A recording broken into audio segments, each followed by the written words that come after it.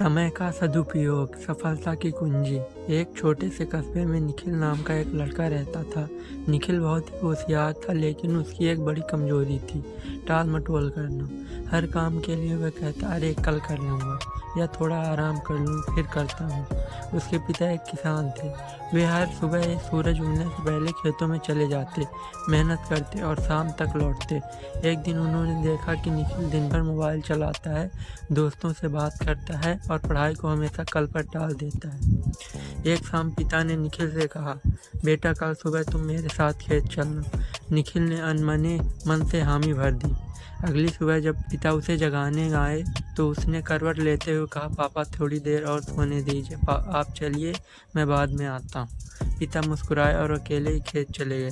दोपहर में जब निखिल पहुंचा तो देखा खेत में धूप तेज थी, मिट्टी सख्त हो चुकी थी और काम करना बहुत मुश्किल लग रहा था। उसने थक कर कहा, पापा सुबह का काम अब दोपहर में करना बहुत कठिन है। पिता ने मुस्कुराकर कहा, यही बात मैं तुम्हें समझाना चाहता हूँ बेटा, जो काम समय पर होता है वह आसान लगता है और जो टालता है वह पहाड़ बन जाता है। समय का सदुपयोग ही मेहनत को सार्थक बनाता है। उस दिन निखिल के मन में ये बात गहराई तक बैठ गई। उसने तय किया कि वह अब समय पर सारे काम करेगा और समय की कद्र करेगा। उसने एक टाइम टेबल बनाया, सुबह जल्दी उठने लगा, पढ़ाई और अन्य कामों को तय समय पर पूरा करने लगा। धीरे धीरे उसने अपने स्कूल में एक अच्छे अंक लाने शुरू कर दिए।